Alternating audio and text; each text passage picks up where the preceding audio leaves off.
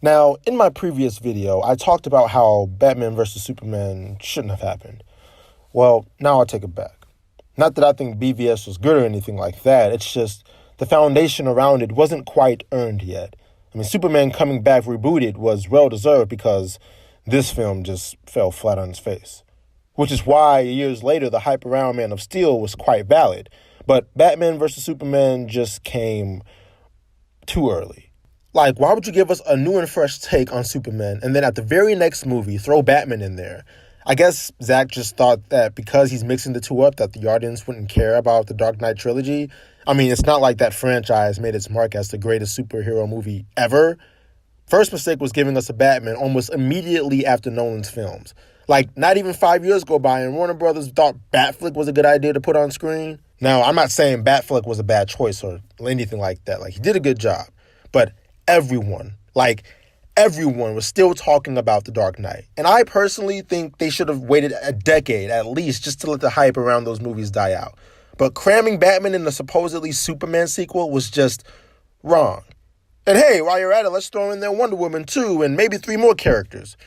Jesus Christ. Now, remember when this film just got released and everyone was up in arms, excited and losing their shit because for the first time, Batman and Superman were going to be on screen together? But I'll admit, I was probably the only one that did not like this idea. Shortly after Man of Steel released, it got loads of flack for doing something different, to which I actually appreciated. But more or less, I really wanted a sequel to have this particular Superman learn from those films' mistakes and give us the awesome Superman he could have become. But no, Zack Snyder wanted to sniff up his own ass and come out with the trilogy bringing the Justice League together. That idea is just trash. I mean, it doesn't even sound good on paper. You can't expect to make 3 movies about 6 people, which no one knows dick about, just so you can be the one director to finally give us a Justice League movie. If BVS was the 3rd movie, it actually could have been a better movie. That way, Man of Steel 2 could have focused more on Superman and even explore a bit about Metropolis and its people. Like, really give us a fresh new take on this world. We could have seen a good rendition of Lex Luthor and see these two go toe-to-toe like nobody's business. If you ask me, I was scared up to my ass for this movie because I could just feel the haste to push this movie out. I could have told anybody that now they're trying to compete with Marvel, which is fine, but geez, slow it down already. I mean, they even had the nerve to par it up with Civil War, which was never a good idea. This was Captain America's 3rd movie and Marvel's 10th? So something like that? I mean, I don't know. Somebody fact check me. But BVS was literally the only 2nd movie in the DC universe. And it doesn't even feel like a Superman sequel. Now, it seems that they learned their lesson with the newly scheduled releases of these new solo films, which could have been easily been the solution had they just done that the first time. I mean, I don't know, just evaluate Marvel's formula and maybe do what they did. But let's talk about how this movie was doomed from the start. First off, Wonder Woman. Okay, now I have nothing against Wonder Woman, but the marketing manager who was in charge of promoting this film was an absolute idiot. Why the hell would you put the best part of the movie on the front cover just to spoil it? And seriously, this chick was just everywhere, from the trailers to the billboards to everything. And not only that, she was front and center. I thought this movie was supposed to be about Superman or Batman and Superman or, oh Christ, I don't even know anymore. Because seriously, she was the only reason why I woke up and started paying attention again. And unfortunately, I wasn't as excited or blown away as I could have been because I already knew she would show up because I saw her a million fucking times. Now, had they made her a well-kept secret, I think the reception may have been a tad better. After all, the boring, clunky stuff that happens in the movie, the last thing we would have expected is seeing Wonder Woman on screen for the first time. Now, the biggest drawback for me while watching this film wasn't Doomsday or Lex Luthor or Martha. It was actually Batman. Yep, in fact, seeing Batman in this movie sort of pissed me off. Now, everyone knows I wanted a proper Superman sequel, and I wanted to spend some time getting familiar and watching this dreaded, gloomy rendition of him rise up out of that and become freaking awesome. But this other movie just wastes too much time distracting itself with 2 other characters and giving us on-the-nose Easter eggs about the Justice League coming. Even had the nerve to call it Batman vs. Superman, which is the most tacky name ever for a film that's trying to be taken seriously. They should have just called it Dawn of Justice since we all know they wanted to. But having Batman in here feels like they stuffed him in here just to have an excuse to establish Batman without even giving us a proper Superman yet. It's almost disrespectful to the character of Batman because they did indeed give us a very unorthodox Batman, which I was actually okay with. but the whole character just felt unearned. I mean, he's just killing people without showing us why he started with that in the first place. Just little stupid nuanced innuendos about how he's depressed and he's angry and he's too old for this shit. So there's his excuse. Get the fuck out of here. And the whole announcement timeline was just atrocious. I mean, I never thought seeing a roll call of upcoming movies could excite me and annoy me all at the same time. Now, I know most fans are just upset at the fact that this movie suffered from too many plot lines and plot holes and an ugly villain and miscastings, but overall, that's not my biggest complaint. I was all in for a Justice League movie, but this timing of it all was just its biggest flaw. Now, if it were up to me, I'd come out with the Man of Steel first, since I'm okay with that. Follow that with Man of Steel 2, and have the villain be Lex Luthor, and only have some Easter eggs. Like the footage of the Flash and the armed robbery, that was good. I like that. Put that somewhere in passing and show up on TV somewhere and have the camera just pan on the lawn and continue the movie. Superman can duke it out with Lex Luthor, and we get to see the Superman push to his limits and become the Superman we know and love, and boom, film over. Then, next in line, we have Dawn of Justice, where Batman shows up, but this time, he's in the city of Gotham. He shows up in the beginning where we maybe see Robin and just watch the two of them kick some ass somewhere in a warehouse, and they're also after the Joker. Now, when they're faced with the Joker, they go a few rounds, and here's when we see maybe Robin die. The Joker flees, and Batman loses the Joker and is left with Robin's body and cries over it and all that jazz. We do a time skip, maybe a few years, and we get to see Superman doing his Daily Planet thing and saving the world. Later in the film, he catches the news that some serial killer is on the loose and how Metropolis needs to watch out and stuff. We see Lex Luthor, and not this bozo, but Bryan Cranston, since it's more logical. And his plan is to find kryptonite, build weapons, and sell them to the highest bidder. And the highest bidder turns out to be the Joker. They jibber-jabber about crime and how they're bad guys, and Cranston goes like, hey, I like this guy, and sells him the weapons. Cranston Luthor leaves having made a new friend, and Joker, while in town, decides to test his weapons, and he does what he does best. Robs a bank. Things don't go so well, and him and his crew unload their new and improved weaponry on everybody, like straight mass murder everywhere. Then Superman swoops in and tries to stop the whole thing, beats up the thugs, and has it out with the Joker, but gets tricked because, well, that's what Joker does. And then, boom, he escapes. Police arrive and find Superman at the scene, and he reports that some clown tried to rob the bank and killed a bunch of people. Then Superman finds out the guns are from LexCorp and puts Lex on his shit list. Again. Now, Batman, all the way in Gotham, catches the paper or the news or whatever and sees Superman for the first time at the scene of the crime with reports that a clown guy tried to rob the bank and he's killed civilians.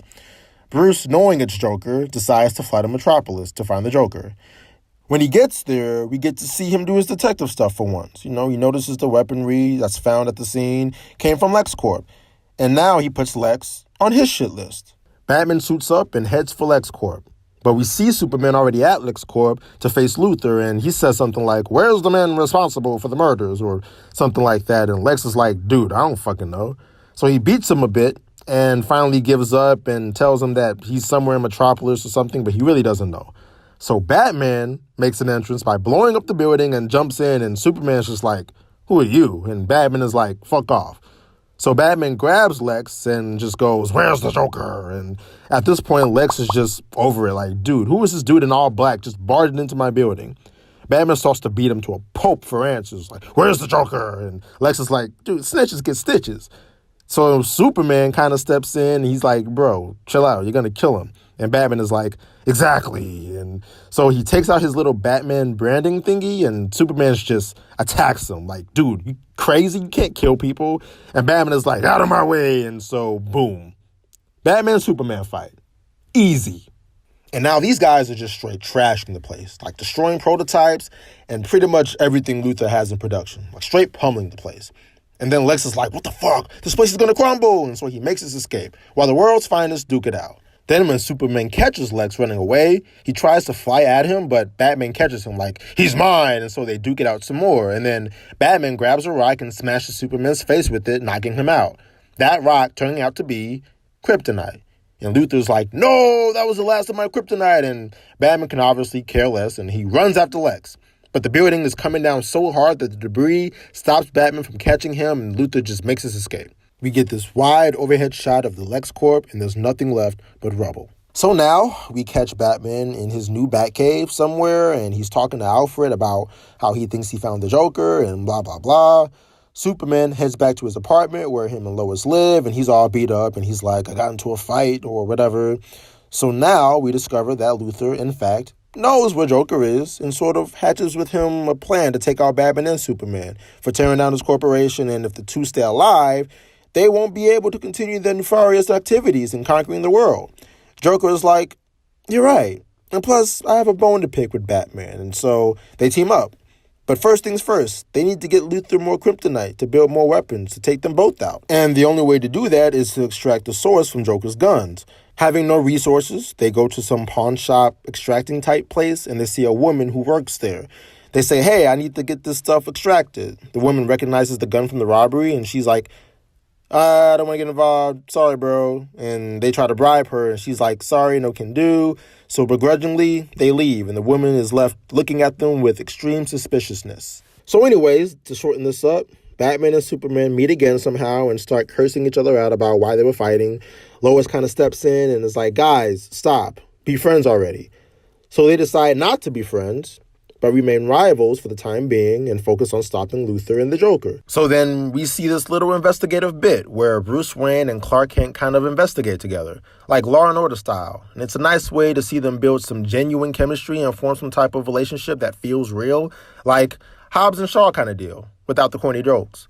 So then we head to the pawn shop place and we see the same lady from before, and they're like, hi, we're looking for two fellas who look like they're up to no good. And the lady's like, oh, you mean Bozo and Heisenberg? Yeah, I caught them a couple days ago. They went that way. And they're like, thanks, lady. And Bruce, before he leaves, asks, what's your name? And she's like, I'm Diana. And he introduces himself as Bruce. And they both share a brief glance with each other like, ooh, you're hot. And she's like, ooh, you're hot too. And Clark's like, dude, come on. Bros before hoes. So then we get to Luthor and the Joker making these weapons and these robots and whatnot and gearing up to do some vigilante hunting. After finishing up, Luthor is like, all right, looks like we're all set. How do we find these guys? And Joker is like, I have an idea. Boom! He blows up a building or something to create an explosion to lure Batman and Superman there. Batman and Superman notice that and arrive, and the brawl out begins. Batman goes for the Joker, Superman for Lex. Tag team is epic all around with gun shooting, Batman gadgets being showcased. We see Lex Luthor's robot thingy and he's just pummeling Superman. It's got all these kryptonite moves and essentially weakens Superman. Batman tries to save him but gets distracted by the Joker, so by the time Luthor sends the final blow to Superman, boom! Pawn Lady shows up. Turns out to be Wonder Woman in full costume. Everybody loses their shit as she charges in to save Superman. Then they triple team Luthor's machine thingy and they bring it down. Joker makes his way to escape because he's a pussy. Then as the fight winds to a close, we have three of our favorite superheroes ready to take Luthor into custody. Then they have some group chat about how they need to stay in touch because they feel something else is coming. Then the film ends. That's your third movie for you. Bars. Now, who's to say that movie could have been any good? But at least we could have gotten a convincing Batman-Superman duo with a nice subtle cameo that introduces Wonder Woman, not some dumb emails and Martha! As for the extended universe goes, I would have had Wonder Woman come out after, next would have been Flashpoint, then an Aquaman movie, and then do Batman last since we're still on Christopher Nolan's dick, and then jump into Justice League. The film probably wouldn't have been as bad, and Warner Brothers could still thrive on their different takes on superheroes and not have to change their name and pull a Days of Future Past. But that's what happens when you make rash decisions and push out rush projects just to compete with these guys. Like, who cares? Just let them do what they do and just make good movies. It shouldn't take a Wonder Woman for you guys to get it. So that's my take on it, guys. If you're still here, I just want to say thanks. I know I rant a lot about these things, and I really do appreciate you guys sticking around. And I'm sorry if these videos run a little bit long. I'll work on that. It's my second video, and I just have a lot to say. But anyways, take care, and I'll catch you in the next video.